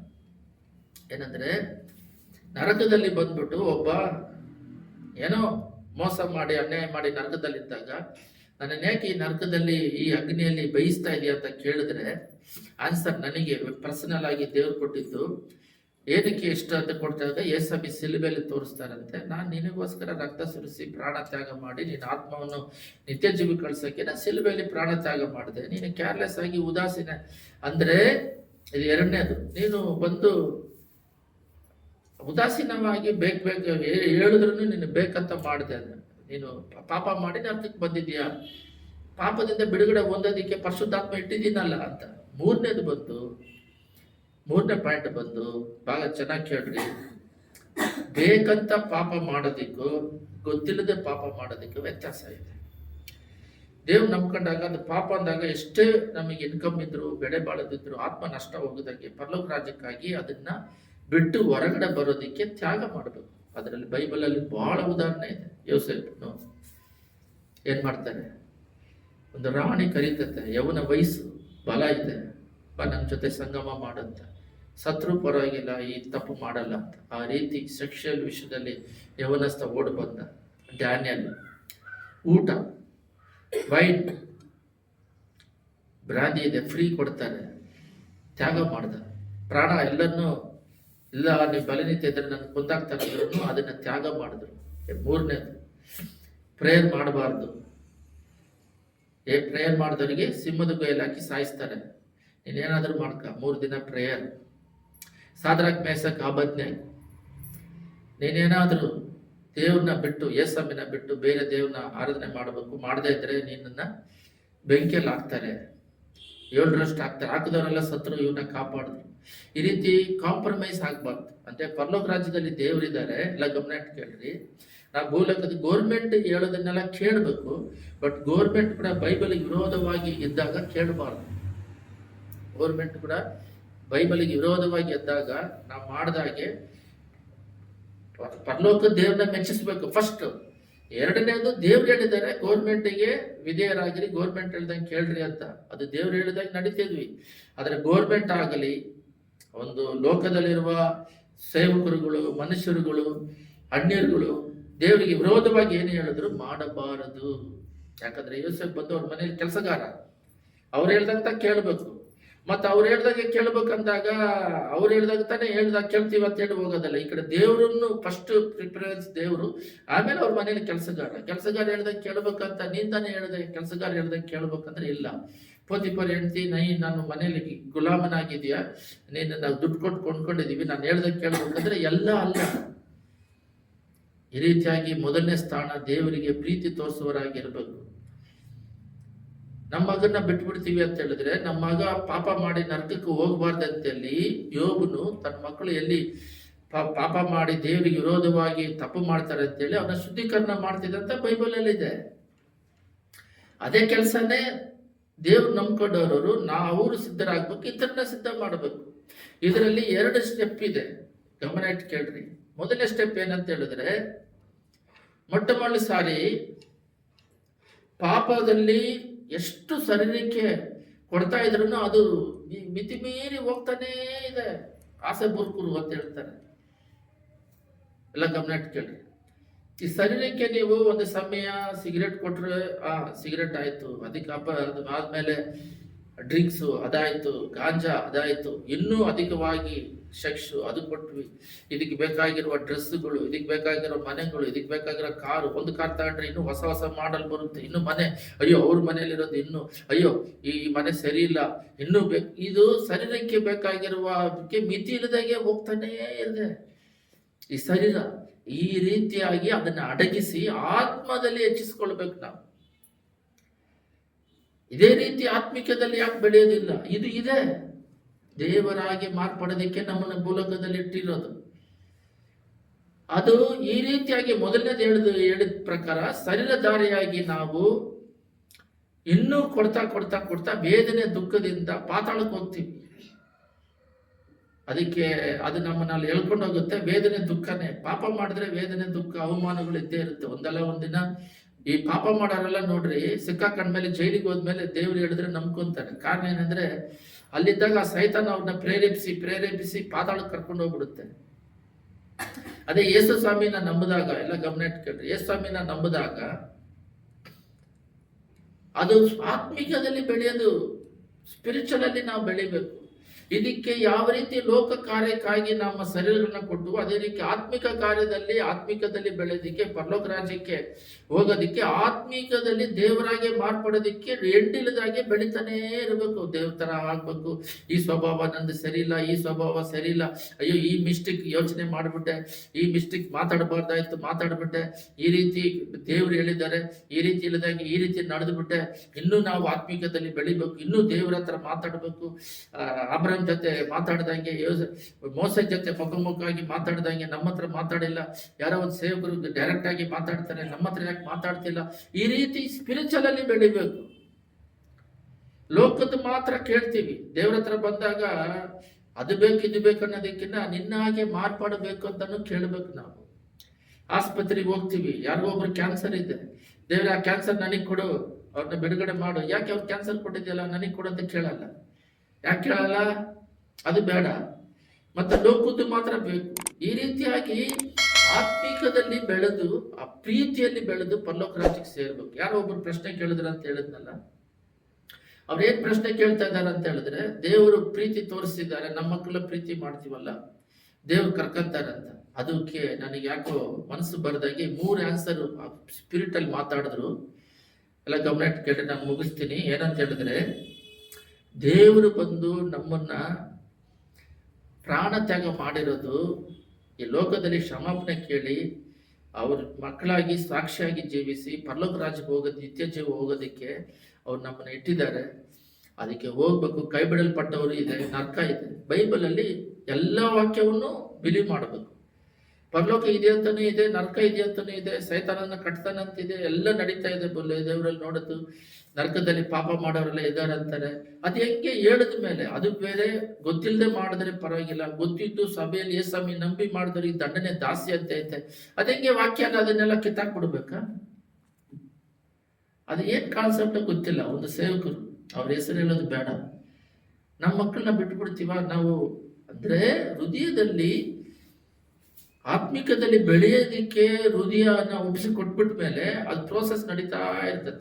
ಇನ್ನೂ ಬೆಳಿಬೇಕು, ಇನ್ನೂ ಪ್ರಾರ್ಥನೆ ಮಾಡಬೇಕು, ಇನ್ನೂ ಬೈಬಲ್ ಓದಬೇಕು. ಅಯ್ಯೋ ಸಮಯ ವೇಸ್ಟ್ ಆಗ್ತಾ ಐತೆ, ನಾವಿನ್ನೂ ಸಾಕ್ಷಿಯಾಗಿರ್ಬೇಕು, ಈ ಜಾಗದಲ್ಲಿ ಸಾಕ್ಷಿ ಕೆಡಿಸ್ಬಿಟ್ಟೆ, ಅಯ್ಯೋ ಸಾರಿ ಜೀಸಸ್. ಈ ರೀತಿ 24/7 ಬೆಳೀತಾ ಇದ್ದಾಗ, ಈ ಪ್ರೋಸೆಸ್ ಅಲ್ಲಿ ಪ್ರಾಣ ಹೋದಾಗ ಪರಲೋಕ ರಾಜ್ಯ ಸಿಗುತ್ತೆ. ಲಾಸ್ಟ್ ಎಂಡಲ್ಲಿ ಅವರು ಕ್ಲೀನ್ ಮಾಡಿ ತಗೊಂತಾರೆ. ನೀನು ಗೊತ್ತಿದ್ದು ಇದು ಪಾಪ ಅಂತ ಗೊತ್ತು, ಇದು ಸಿಗರೇಟ್ ಸೇದೋದು ತಪ್ಪು ಅಂತ ಗೊತ್ತು, ಅದರಲ್ಲೇ ಬರೆದಿದ್ದಾರೆ. Smoking is injurious to health ಅಂತ ಅದರಲ್ಲೇ ಬರೆದಿದ್ದಾರೆ, ಒಂದು ಗೌರ್ಮೆಂಟೇ ಬರೆದಿದೆ. ಅದನ್ನ ನೀನು ಬೇಕಂತ ಮಾಡಿಬಿಟ್ಟು ದೇವರು, ನಾವು ತಪ್ಪು ಮಾಡಿದ್ರೆ ದೇವ್ರು ಕ್ಷಮಿಸ್ತಾರೆ ಅಂತ ಹೇಳಿದ್ರೆ, ಆ ಮೈಂಡ್ ಬಂದು ಸೈತಾನ ಯೋಚನೆ. ಅದು ಸೈತಾನ ಆ ರೀತಿ ಯೋಚನೆ ಕೊಟ್ಟು ಆ ರೀತಿ ಅವ್ರನ್ನ ನಡೆಸಿ ನರಕಕ್ಕೆ ಕರ್ಕೊಂಡು ಹೋಗ್ಬಿಡ್ತಾರೆ. ನೀವು ಆತ್ಮಿಕದಲ್ಲಿ ಬೆಳೀತಿರುವವರು ಆತ್ಮಿಕ ಉಳ್ಳವ್ರ ಜೊತೆ ಮಾತ್ರ ಫ್ರೆಂಡ್ಶಿಪ್ ಮಾಡ್ರಿ. ಯಾರು ಫ್ರೆಂಡ್ಶಿಪ್ ಸಿಗದೆ ಹೋದ್ರೆ ಯೇಸು ಸ್ವಾಮಿ ಜೊತೆ ಫ್ರೆಂಡ್ಶಿಪ್ ಮಾಡ್ಕೊಳ್ರಿ. ಯೇಸು ಜೊತೆ ಫ್ರೆಂಡ್ಶಿಪ್ ಮಾಡಿದ್ರೆ ಲೋಕಸನ್ನ ಕೊಡ್ತಾರೆ. ಈ ಮನುಷ್ಯರ ಫೆಲೋಶಿಪ್ ಇಂದ ದೇವ್ರ ಫೆಲೋಶಿಪ್ ಜಾಸ್ತಿ ಇಟ್ಕೊಳ್ರಿ. ದೇವ್ರ ಜೊತೆ ಪಳಗ್ರಿ. ಲೋಕ ಸಂಬಂಧವಾದ ಜೊತೆ ಕಾಂಟ್ಯಾಕ್ಟ್ ಇಟ್ಕೋಬೇಡ್ರಿ. ಸ್ವಲ್ಪ ಏನು ಅಂತ ಇಟ್ಕೊಳ್ರಿ. ಒಂದು ವಾಕ್ಯವನ್ನು ಓದ್ರಿ, ಪ್ರಾರ್ಥನೆ ಮಾಡೋಣ. 1 ಕೊರಿಂಥಿಯರ್ 1:25 ಎಲ್ಲರೂ ತೆಗೀರಿ. 1 ಕೊರಿಂಥಿಯರ್ 1:25 ಇಂಗ್ಲಿಷಲ್ಲೂ ಕನ್ನಡದಲ್ಲೂ ಬೇಗ ಓದ್ರಿ. 1 ಕೊರಿಂಥಿಯರ್ 1:25. ಲೋಕದವರು ದೇವರಲ್ಲಿ ಯಾವುದನ್ನು ಬುದ್ಧಿಹೀನತೆ ಎಂದು ಎನಿಸುತ್ತಾರೋ ಅದು ಮನುಷ್ಯರ ಜ್ಞಾನಕ್ಕಿಂತ ಶ್ರೇಷ್ಠ ಜ್ಞಾನವಾಗಿದೆ. ಓದಪ್ಪ ಇಂಗ್ಲಿಷಲ್ಲಿ 1 ಕೊರಿಂಥಿಯರ್ 1:25. For the foolishness of God is wiser than man, and the weakness of God is stronger than man. ಇಲ್ಲಿ ಏನಿದೆ ಅಂದ್ರೆ, ಪೌಲ್ ಹೇಳ್ತಾರೆ, ಲೋಕದವರು ದೇವರಲ್ಲಿ ಯಾವುದನ್ನು ಬುದ್ಧಿಹೀನತೆ ಎಂದು ಎನಿಸುತ್ತಾರೋ ಅದು ಮನುಷ್ಯರ ಜ್ಞಾನಕ್ಕಿಂತ ಶ್ರೇಷ್ಠ ಜ್ಞಾನವಾಗಿದೆ. ಅವರು ದೇವರಲ್ಲಿ ಯಾವುದನ್ನು ಬಲಹೀನತೆ ಎನಿಸುತ್ತಾರೋ ಅದು ಮನುಷ್ಯರ ಬಲಕ್ಕಿಂತ ಬಲವಾಗಿದೆ. ಇದರ ಅರ್ಥ ಏನಂದ್ರೆ, ಪೌಲ್ ಹೇಳ್ತಾರೆ, ಯೇಸು ಸ್ವಾಮಿ ಒಂದೊಂದು ಸಮಯ ಬಲಹೀನತೆಯಲ್ಲಿ ಈ ತಪ್ಪು ಮಾಡಿದ್ದಾರೆ ಅಂತ. ಏನಂದ್ರೆ, ದೇವರಿಗೆ ಪೌಲು ಹೇಳ್ತಾರೆ, ಇಲ್ಲಿದೆ ನೋಡ್ರಿ, ಲೋಕದವರು ದೇವರಲ್ಲಿ ಯಾವುದನ್ನು ಬಲಹೀನತೆ ಎಂದು ಎನಿಸುತ್ತಾರೆ. ಕ್ಲೀನಾಗಿ ಕೇಳ್ಕೊಳ್ರಿ. ಲೋಕಸ್ಥರು ನಾವು ಮನುಷ್ಯರು. ದೇವರಲ್ಲಿ ಯಾವುದು ಬಲಹೀನತೆ? ದೇವರಲ್ಲಿ ಏನ್ ವೀಕ್ನೆಸ್ ಅಂದ್ರೆ ಪ್ರೀತಿ. ಅದು ದೇವರ ವೀಕ್ನೆಸ್, ಅದು ಪ್ರೀತಿ. ಅವರು ನಮ್ಮನ್ನ ಪ್ರೀತಿ ಮಾಡಕ್ ಶುರು ಮಾಡಿದ್ರೆ ನಮ್ಮನ್ನ ಯಾರು ಅಳಿಸಕ್ಕಾಗಲ್ಲ. ಅವರು ನಮ್ಮನ್ನ ಬ್ಲೆಸ್ ಮಾಡಕ್ ಶುರು ಮಾಡಿದ್ರೆ, ಯಾರು ಒಂದು ದೇಶ ನೋಡ್ರಿ, ಒಂದು ಡಾಟ್ ಅಷ್ಟೇ ಇಸ್ರೇಲ್, ಒಂದು ಬೆಂಗಳೂರಿಗಿನ ಚಿಕ್ಕದು. ಅದನ್ನೆಲ್ಲ ದೇಶದವರು ಅಳಿಸ್ಬೇಕಂದ್ರೆ ಆಗ್ತಾ ಇಲ್ಲ. ಅವ್ರು ಪ್ರೀತಿ ಮಾಡಕ್ ಶುರು ಮಾಡಿ ಕಾಪಾಡ್ಬೇಕಂದ್ರೆ ಯಾರು ಅಳಿಸಕ್ಕಾಗಲ್ಲ. ಒಂದು ಕುಟುಂಬವನ್ನು ದೇವ್ರು ಕೈ ಬಿಟ್ರೆ ಕಾಪಾಡ್ಬೇಕಂತ ಯಾರು ಬಂದ್ರು ಕಾಪಾಡಕ್ಕಾಗಲ್ಲ. ದೇವ್ರ ಬೈಬಲಲ್ಲಿ ಕಪೆರ್ನೌಮಿನ ಬಿಟ್ಟು ಕಣ್ಣೀರ್ ಬಿಟ್ಟು ಹತ್ರ ಇವಾಗ ಇಲ್ಲ. ಹೆರಿಗೆ ಪಟ್ಟಣ, ದೊಡ್ಡ ಪಟ್ಟಣಗಳೇ ಇಲ್ಲ. ಬಾಬಿಲೋನ್ ಈಗ ಇಲ್ಲ. ದೊಡ್ಡ ಪಟ್ಟಣಗಳು, ಆ ಕಾಲದಲ್ಲಿ ಬೆಳೆಯುಳ್ಳ ಪಟ್ಟಣಗಳೆಲ್ಲ ಇಲ್ಲ. ದೇವರು ಒಂದು ಸಲ ಕೈ ಬಿಟ್ರೆ ಅದು ಹೋಯ್ತು. ದೇವರು ಒಂದು ಸಲ ಕೈ ಹಿಡಿದ್ರೆ ಅದನ್ನ ಯಾರು ಏನು ಮಾಡಕ್ಕಾಗಲ್ಲ. ಇದೇ ಇಸ್ರೇಲ್ನ 70ನೇ ಇಸ್ವಿಯಲ್ಲಿ ಕೈ ಬಿಟ್ರು. ಅದು ಯಾರು ಕಾಪಾಡೋಕ್ಕಾದರೂ ಆಗೋದಿಲ್ಲ. ಅದರಿಂದ ಕುಟುಂಬಕ್ಕೋಸ್ಕರ 127ನೇ ಕೀರ್ತನೆಯಲ್ಲಿದೆ, ಒಂದು ದೇವರು ಒಬ್ಬರು ಮನೆ ಕಟ್ಟದೇ ಇದ್ದರೆ ಕಟ್ಟುವರು ಪ್ರಯಾಸ. ಅವರೇನೋ ಕಟ್ತಾರೆ, ದುಡಿಮೆ ಮಾಡ್ತಾರೆ, ಕಷ್ಟಪಡ್ತಾರೆ, ತಗೊಂಬಂದು ಮನೇಲಿ ಆಗ್ತಾ ಇದ್ರೆ ಗೋಣಿ ಚೀಲ ಥರ ಹೋಲ್ಸ್ ಬಿದ್ದುಬಿಟ್ಟೈತೆ. ಗೋಣಿ ಚೀಲದಲ್ಲಿ ಇವ್ರು ನೋಡ್ಕೊಂಡಿಲ್ಲ, ಹೋಲ್ಸಲ್ಲಿ ಹೋಗ್ತಾನೆ ಐತೆ. ಕೂಡಿಸಿಟ್ಬಿಟ್ಟು ಎಷ್ಟನ್ನಂತ ನೋಡಿದ್ರೆ ಅದೆಲ್ಲ ಒಂದು ಕಡೆಯಿಂದ ಒಂದು ಕಡೆ ಹೋಗೋ ಅಷ್ಟೊತ್ತಿಗೆ ಅದು ಎಲ್ಲ ಹೋಲಿಸ್ತಾರೆ, ಎಲ್ಲ ಹೋಗ್ತೈತೆ. ಇನ್ನೇನು ಇಷ್ಟು ಕೂಡಿಸಿದ್ನಲ್ಲ ಅಂದರೆ ವ್ಯಾಧಿಯಿಂದ ದುಡ್ಡೆಲ್ಲ ಹೋಗುತ್ತೆ, ಸಾಲದ ಸಮಸ್ಯೆಗಳು ದುಡ್ಡೆಲ್ಲ ಹೋಗುತ್ತೆ. ಕಾರಣ ಏನಂದರೆ ದೇವರ ಪ್ರೀತಿಯ ಕುಟುಂಬದ ಮೇಲೆ ಇಲ್ಲ, ದೇವರ ಪ್ರಸನ್ನತೆ ಕೃಪೆಯಲ್ಲಿ ಇಲ್ಲ. ದೇವ್ರನ್ನ ನಂಬ್ಕೊಂಡ್ರೆ ಜ್ಞಾನ ಕೊಡ್ತಾರೆ, ಹಣ ಖರ್ಚು ಮಾಡೋದು, ವಿಶ್ವಾಸ ಕೊಡ್ತಾರೆ, ನಂಬಿಕೆ ಕೊಡ್ತಾರೆ, ಧೈರ್ಯ ಕೊಡ್ತಾರೆ. ಇವೆಲ್ಲ ಇಲ್ಲ, ಮನುಷ್ಯರಲ್ಲಿ ಇಲ್ಲ, ಬೇಡ ಅಂತ ಹೇಳ್ತಾರೆ. ಇದಿಲ್ಲದೆ ಇರೋದ್ರಿಂದ ಎಲ್ಲ ಲೋಕದಲ್ಲಿ ಬರುವ ಚಿಕ್ಕ ಸಮಸ್ಯೆಯನ್ನು ಕೂಡ ಅವರ ಹತ್ರ ಅದನ್ನ ಎದುರಿಸೋದಕ್ಕೆ ಶಕ್ತಿ ಇಲ್ಲ. ಸೃಷ್ಟಿಕರ್ತನೇ ಅವ್ರ ಹೃದಯದಲ್ಲಿದ್ದಾಗ ಶಕ್ತಿ ಬೇಕಲ್ಲ. ಎಲಿಷನಿಗೆ ಅರಣ್ಯ ರಾಜ ನೋಡಿದ್ರೆ ಹೆದರಿಕೆ ಆಗುತ್ತೆ. ಪೂರ್ತಿ ಸೈನ್ಯನ ಕಳಿಸಿದ್ದಾನೆ ಅವನು ಹಿಡ್ಕೊಂಬರಕ್ಕೆ, ಒಬ್ಬನ್ನ ಎಲಿಯನ. ಅವನ ಕೆಲಸದಾರನು ಬಂದು ಸೈನ್ಯಗಳನ್ನ ನೋಡಿಬಿಟ್ಟು ಎದುರ್ಕೊಂಡ್ಬಿಡ್ತಾನೆ. ಒಬ್ಬನ ಹಿಡಿಯೋದಕ್ಕೆ ಅವ್ರ ಹತ್ರ ಕುದುರೆಗಳು, ಪಡೆಗಳು, ಅವರು ದೊಡ್ಡ ಸೈನ್ಯ ಜೊತೆ ಯುದ್ಧ ಮಾಡಿ ಗೆಲ್ಲುವರು. ಒಬ್ಬ ಬಂದ್ಬಿಟ್ಟು ಅವನೇನು ಒಬ್ಬ ಚಾಕ್ ಹಾಕಿದ್ರೆ ಸತ್ತೋಗ್ಬಿಡ್ತಾನೆ. ಅಷ್ಟು ದೊಡ್ಡ ಸೈನ್ಯ ಬಂದ್ರೆ ಅವನು ಎದುರ್ದಂಗೆ ಅವನು ಹೇಳ್ತಾನೆ, ಇವ್ರ ಆತ್ಮೀಯ ಕಣ್ಣರೇ ಅವ್ರಿಗಿರೋಕಿನ ನನ್ನ ದೇವರು ದೊಡ್ಡವರು ಅಂತ ಹೇಳ್ತಾನೆ. ಅವ್ನು ನಂಬೋದಿಲ್ಲ. ದೇವರೇ ಇವನ ಕುರುಡು ಕಣ್ಣನ್ನು ತೆಗೆದಂದ್ರೆ ಆದ್ರೆ ಅವ್ನು ನೋಡಿದಾಗ ದೇವದೂತರು ಬಂದು ರಥ ಇವ್ರಿಗಿನ ಬಲಶಾಲಿ, ಅವರು ಆಕಾಶ ಭೂಮಿ ಅಷ್ಟಿದ್ದಾರೆ. ಅವರು ಜೈಜಾಂಟಿಗಾಗಿರ್ತಾರೆ ದೇವದೂತರು, ದೇವರಲ್ಲ ಅವರು. ಅದನ್ನ ನೋಡಿದಾಗ ಏನು ಮಾಡಿಲ್ಲ, ಅವನು ಒಂದು ಸಾಯಿಸಿಲ್ಲ ದೇವದೂತರುಗಳನ್ನ. ಕಣ್ಣು ಕುರುಡು ಮಾಡಿ ಎಲ್ಲರನ್ನ ಕರ್ಕೊಂಡೋಗಿ ಊಟ ಕೊಟ್ಟು ಕಳಿಸ್ತಾನೆ, ಮತ್ತೆ ಅವ್ರು ಬಂದೇ ಇಲ್ಲ. ಆ ಥರ ಒಂದು ಮನುಷ್ಯ, ಒಂದು ಎಲಿಷಾ ಅವನಿಗೆ ವಿರೋಧವಾಗಿ ಬಂದವ್ರನ್ನ ಎದುರ್ದಂಗೆ ಕಣ್ಣು ಕುರುಡು ಮಾಡಿ ಊಟ ಕೊಟ್ಟು ಕಳಿಸ್ತಾನೆ, ಒಂದೇ ಮನುಷ್ಯ. ಅದರ ಆ ರೀತಿ ದೇವ್ರ ಮೇಲೆ ವಿಶ್ವಾಸ, ನಂಬಿಕೆ ಬರುತ್ತೆ. ದೇವ್ರನ್ನ ನಂಬಿ ಆಧಾರ ಪಡಬೇಕು, ನಂಬಿಕೆಯಿಂದ. ಸರಿ, ಇವತ್ತು ಪ್ರೀತಿ ಬಗ್ಗೆ ನೋಡಿದ್ವಿ. ಒಂದು ಕ್ವಶನ್ಗೆ ಆನ್ಸರ್ ಇಲ್ಲ ಅಂತ ನೋಡಿದ್ವಿ. ಅದರ ಕಣ್ಗಳನ್ನ ಮುಚ್ಚಿ ಪ್ರಾರ್ಥನೆ ಮಾಡೋಣ. ಎಸಯ್ಯ, ಲೋಕದ ಮೇಲೆ ಎಷ್ಟೋ ಪ್ರೀತಿಯನ್ನಿಟ್ಟು ತನ್ನ ಒಬ್ಬನೇ ಮಗನನ್ನು ಕೊಟ್ಟೆ. ಒಬ್ಬನಾದ್ರೆ ಕೆಟ್ಟು ಹೋಗೋದೆಲ್ಲ ನಿತ್ಯ ಜೀವ ಪಡಿಬೇಕಂದು ಕೊಟ್ಟೆ. ಓಕೆ ತಂದೆ, ಅವ್ರ ಏನಕ್ಕೆ ಏಸಮ್ಮಿ ಸೆಲ್ವೇಲಿ ಸತ್ತರಂದ್ರೆ ಒಬ್ಬರು ಕೆಟ್ಟು ಹೋಗೋದ ಹಾಗೆ ಎಲ್ಲರೂ ಪರಲೋಕ ರಾಜ್ಯಕ್ಕೆ ಬರಬೇಕು. ಓಕೆ, ಆದರೆ ಎಷ್ಟೋ ಜನ ದೇವ್ರು ನಂಬಿಲ್ಲ, ಅವರೆಲ್ಲ ಪಾತಾಳದಲ್ಲಿದ್ದಾರೆ. ಅವರಿಗೆ ಸುವಾರ್ತೆ ಹರಡಬೇಕು. ನಮ್ಮಿಂದ ಆದಷ್ಟು ಯೂಟ್ಯೂಬ್ಗಳಲ್ಲಿ ಹರಡ್ತಾ ಇದ್ದೀವಿ. ಎಲ್ಲರೂ ನರಕಕ್ಕೆ ಹೋಗೋದಾಗೆ ಬಿಡುಗಡೆ ಮಾಡಿ ಪರಲೋಕ ರಾಜ್ಯಕ್ಕೆ ಬರಬೇಕಂತ ಸುವಾರ್ತೆಯನ್ನು ಸಾರ್ತಾ ಇದ್ದೇವೆ. ಎಷ್ಟು ಜನಕ್ಕೆ ಅದು ಮುಟ್ತಾ ಇದೆಯೋ ಅದು ನೀನು ಬಲ್ಲೆ. ಯೇಸುವೇ ಅಪ್ಪ, ಎಷ್ಟು ಜನ ಸುವಾರ್ತೆ ನರಕಕ್ಕೆ ಹೋಗ್ತಿರೋರನ್ನ ಆತ್ಮ ಭಾರದಿಂದ ಸುವಾರ್ತೆ ಹೇಳ್ತಿದ್ದಾರೋ, ನಿನ್ನ ಪ್ರೀತಿ ತ್ಯಾಗವನ್ನು ಎಷ್ಟು ಜನ ಲೋಕಕ್ಕೆ ಹಚ್ಚುತ್ತಾ ಇದ್ದಾರೋ ಅವ್ರನ್ನೆಲ್ಲ ಕಾಪಾಡಿ ನಡೆಸ್ತಾ ಇರೋದಕ್ಕಾಗಿ ಸ್ತೋತ್ರ.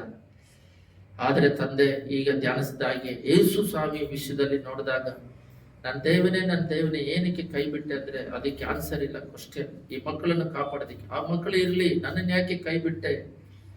ಅವ್ರನ್ನ ಅಷ್ಟಾಗಿ ಪ್ರೀತಿ ಮಾಡ್ತೀನಿ. ಅವ್ರನ್ನ ಪ್ರೀತಿ ಏನಕ್ಕೆ ಮಾಡ್ತಿದ್ದೀರಾ? ಅಷ್ಟಾಗಿ ಪ್ರೀತಿ, ಲೋಕದ ಮೇಲೆ ಎಷ್ಟೋ ಪ್ರೀತಿಯನ್ನಿಟ್ಟೆ, ಏನಕ್ಕೆ ಇಷ್ಟಾಗಿ ಪ್ರೀತಿ ಮಾಡ್ತಿದ್ದೀರಾ? ನಾವು ನಿಮಗೆ ಏನು ಕೊಡೋದಿಕ್ಕಾಗುತ್ತದೆ? ಸೇವೆ ಮಾಡಿದ್ರೆ ಅದರಿಂದ ನಿಮ್ಮನ್ನ ತೃಪ್ತಿ ಪಡಿಸೋದಿಕ್ಕಾಗೋದಿಲ್ಲ. ಅದಕ್ಕೆ ಬೆಲೆ ಕಟ್ಟಕ್ಕಾಗಲ್ಲ. ಪ್ರಾಣ ಕೊಟ್ಟಿದ್ದೀರಾ, ಸೇವೆಗೂ ಪ್ರಾಣಕ್ಕೂ. ನಾವು ಸೇವೆ ಮಾಡ್ತಾ ಇದ್ದೀವಿ, ಪ್ರಾಣ ಕೊಡ್ತಿದ್ದೀವಿ. ಪ್ರಾಣ ಕೊಟ್ಟರು ಆಗಲ್ಲ. ಅದು ನೀನು ಕೊಟ್ಟಿರೋ ಪ್ರಾಣ ನೀನು ಪರಲೋಕದಲ್ಲಿ ನಿನ್ನ ಜೊತೆಗೆ ಇಟ್ಕೊಳ್ತೀಯ. ಅದಕ್ಕೆ ಬೆಲೆ ಕಟ್ಟದ ಹಾಗಿರುವ ನಿನ್ನ ಜೀವವನ್ನು ನಮಗೆ ಕೊಟ್ಟಿದ್ದೀರಾ. ಯೇಸುವೇ, ನಿನ್ನ ಪ್ರೀತಿಗೆ ದೊಡ್ಡದು. ಯೆಸಯ್ಯ, ನಮ್ಮನ್ನು ಕಾಪಾಡ್ರಿ. ನೀನು ಅಧಿಕವಾಗಿ ಪ್ರೀತಿ ಮಾಡುವಂತೆ ನಮ್ಮನ್ನು ಕಾಪಾಡ್ರಿ. ಯೇಸುವೇ, ಅಬ್ರಹಾಮನ ಹಾಗೆಯೇ ತಂದೆ ಮಗನನ್ನೇ ಬಲಿ ಕೊಡುವುದಕ್ಕೆ ಸಿದ್ಧನಾಗುವಂತೆ ಯೇಸುವೇ, ಮೊದಲನೇ ಸ್ಥಾನ ನಿನ್ನನ್ನು ಪ್ರೀತಿ ಮಾಡುವಂತೆ ಕೃಪೆ ಮಾಡ್ರಿ. ಮಕ್ಕಳ ಪ್ರೀತಿ ಇದೆ, ಆದ್ರೆ ಅವನ್ನ ದೇವರಲ್ಲಿ ನಡೆಸಬೇಕು. ದೇವರಿಗಿನ ಮೊದಲನೇ ಸ್ಥಾನ ಐಕ್ಯತೆ ನಿನ್ನಲ್ಲಿ ಇಡಬೇಕು. ಯೆಸಯ್ಯ, ಲೋಕದ ಮೇಲೆ ಮೋಹದ ಮೇಲೆ ಇಟ್ಟ ಸಿಂಸನು ಕಣ್ಣು ಕೀಳಲ್ಪಟ್ಟು ಸತ್ತ. ಅಪ್ಪ, ಸಾಲಮೋನ್ ಎಷ್ಟೋ ವೈಭವವನ್ನು ಕೊಟ್ರೆ ನೀತಿವಂತರ ಪಟ್ಟಿಯಲ್ಲಿ ಇಲ್ಲ. ವ್ಯಭಿಚಾರ, ವಿಗ್ರಹಾರಾಧನೆ, ಲೋಕದ ಪ್ರೀತಿ, ಅವನ ಹೃದಯ ಎಲ್ಲ ಮಾಯೆ ಅಂತೇಳಿ ಹೋದ. ಯೇಸುವೇ ಹೊಸ ಒಡಂಬಡಿಕೆಯಲ್ಲಿ ಪೌಲನು ಎಲ್ಲ ಇತ್ತು. ಅವನು ಗಮಲಿಯರ ಪಾದದಲ್ಲಿ ಓದ್ದವನು, ಎಜುಕೇಶನ್ ಇತ್ತು, ಹಣ ಇತ್ತು, ಎಲ್ಲವನ್ನು ಡಸ್ಟ್ ಆಗಿ ಬಿಸಾಡಿ, ಅಪ್ಪಾ ನಿನ್ನ ಪ್ರೀತಿಯ ನಿಮಿತ್ತವಾಗಿ ಪ್ರೀತಿ ನನ್ನ ಸೆಳಿತದಂತೇಳಿ ರಕ್ತ ಸಾಕ್ಷಿಯಾಗಿ ತಂದೆ ರೋಮ ಪಟ್ಟಣದಲ್ಲಿ ಸಿರಸಾಗಿ ತಲೆ ಕಡಿಯಲ್ಪಟ್ಟು ಪ್ರಾಣ ತ್ಯಾಗ ಮಾಡಿ ಅಂತ ಹೃದಯವನ್ನು ಕೊಡ್ರಿ. ಈ ಲೋಕದಲ್ಲಿ ಎಲ್ಲ ಇದೆ, ಅನುಭವಿಸಲು ಎಲ್ಲ ಇದೆ, ಆದರೆ ಎಲ್ಲವನ್ನು ಅನುಭವಿಸಲು ನನಗೆ ಅಧಿಕಾರವಿಲ್ಲ ಅಂತ ಹೇಳಿದ್ದೀರ. ಎಲ್ಲವನ್ನು ಅನುಭವಿಸೋದಕ್ಕೆ ಅಧಿಕಾರವಿಲ್ಲ. ದೇವರ ನಿಯಮದ ಪ್ರಕಾರವಾಗಿ ನಿನ್ನನ್ನು ಪ್ರೀತಿ ಮಾಡುವ ಹೃದಯವನ್ನು ಕೊಡು. ಲೋಕದಲ್ಲಿ ನಿರೀಕ್ಷೆ, ನಂಬಿಕೆ, ಪ್ರೀತಿ ಯಾವುದು ದೊಡ್ಡದು? ಪ್ರೀತಿಯೇ ದೊಡ್ಡದು. ಪ್ರೀತಿಯಿಂದ ಎಲ್ಲವನ್ನು ಗೆಲ್ಲಬಹುದು. ಆ ಪ್ರೀತಿ ಮೊದಲನೇ ಸ್ಥಾನ ದೇವರ ಮೇಲೆ ಪ್ರೀತಿ. ಅದಿಟ್ಟರೆ ಲೋಕದ ಮೇಲೆ, ಜನಗಳ ಮೇಲೆ ಎರಡನೇದು. ಮೊದಲನೇದು ಆಜ್ಞೆ, ಪೂರ್ಣ ಹೃದಯದಿಂದ, ಪೂರ್ಣ ಆತ್ಮದಿಂದ, ಪೂರ್ಣ ಶಕ್ತಿಯಿಂದ ನಿನ್ನನ್ನು ಪ್ರೀತಿಸಬೇಕು. ಆ ಹೃದಯ ನಮಗೆ ಕೊಡ್ರಿ. ಎರಡನೇ ಆಜ್ಞೆ, ನಿನ್ನಂತೆ ಇತರನ ಪ್ರೀತಿಸಲು. ನಿನ್ನನ್ನು ಪ್ರೀತಿ ಮಾಡಿದ್ರೆ ನಾವು ಇತರರ ನರಕಕ್ಕೆ ಹೋಗ್ತಾರನ್ನ ಬಿಡುಗಡೆ ಮಾಡೋದಕ್ಕಾಗುತ್ತೆ. ನಿನ್ನ ಮೇಲೆ ಪ್ರೀತಿ ಇಲ್ಲದೆ ಇದ್ದರೆ ಲೋಕವನ್ನು ಅನುಭವಿಸಲು ಮಾತ್ರ ಹೋಗ್ತಾ ಇದೆ. ಇನ್ನೊಬ್ಬರನ್ನ ಪ್ರೀತಿ ಮಾಡಿ ಅವ್ರು ನರಕಕ್ಕೆ ಹೋಗ್ತಾ ಇದ್ದಾರಲ್ಲ, ಬಿಡುಗಡೆ ಮಾಡಬೇಕಂತ ಯೋಚನೆನೇ ಬರಲ್ಲ. ಸುವಾರ್ತೆ ಹೇಳೋದಕ್ಕೆ ಮನಸ್ಸೇ ಬರೋದಿಲ್ಲ. ಸೈತಾನ ಮಗ್ಗು ಮಾಡಿದ್ದಾನೆ. ಸುವಾರ್ತೆ ಹೇಳಿದಾಗೆ ಸ್ವಾರ್ಥೆಯಾಗಿ ತನಗೋಸ್ಕರ ಜೀವಿಸುವರಿದ್ದಾರೆ. ನೀನಿಷ್ಟಾಗಿ ಪ್ರಾಣ ತ್ಯಾಗ ಮಾಡಿದ್ದು ಲೋಕಕ್ಕೆಲ್ಲ ಹೋಗಿ ಸ್ವಾರ್ಥೆಯನ್ನು ಸಾರಿರಿ. ಪಿತಾಕುಮಾರನ ಪರಿಶುದ್ಧಾತ್ಮದಲ್ಲಿ ಜೀಸಸನ್ನ ಮಾಡ್ರಿ, ಅವ್ರ ಪಾಪದಿಂದ ಬಿಡುಗಡೆ ಮಾಡ್ರಿ, ಮನ ತಿರುಗಿ ದೇವ್ರ ಕಡೆಗೆ ಬಂದರೆ ಪರಲೋಕ ರಾಜ್ಯ ಸಿಗುತ್ತೆ, ನಿತ್ಯ ಜೀವ ಸಿಗುತ್ತೆ. ಲೋಕ ಪ್ರಾಣವನ್ನೇ ತ್ಯಾಗ ಮಾಡಿದ್ರಿ. ಇಷ್ಟು ದೊಡ್ಡ ತ್ಯಾಗ ಮಾಡಿರುವ ಪ್ರಾಣ ಎಲ್ಲರೂ ನಿತ್ಯ ಜೀವ ಬರಲು ಯಾರು ಬರ್ತಾ ಇಲ್ಲ. ಅವ್ರನ್ನೆಲ್ಲ ಬಿಡುಗಡೆ ಮಾಡೋದಕ್ಕೆ ನಮ್ಮನ್ನು ಪ್ರೇರೇಪಿಸಿರಿ, ನಡೆಸಿರಿ. ವಾಕ್ಯ ಕೇಳೋದು ಮಾತ್ರ ಅಲ್ಲ, ಜೀವಿತದಲ್ಲಿ ಅಳವಡಿಸಿಕೊಂಡು ನಡೆಯಲು ಕೃಪೆ ಮಾಡಿ. ಯೇಸುವೇ ಸ್ತೋತ್ರ. ಮಾತಾಡಿದ ಮಾತ್ರವಲ್ಲ, ಅದರ ಪ್ರಕಾರ ನಾವು ಈ ಲೋಕದ ಯಾತ್ರೆಯನ್ನು ಜೀವಿಸೋದಕ್ಕೆ ಕೃಪೆ ಮಾಡ್ರಿ. ಯೇಸುವಿನ ನಾಮದಲ್ಲಿ ಬೇಡದಿದ್ದೇವೆ ತಂದೆಯೇ, ಆಮೆನ್.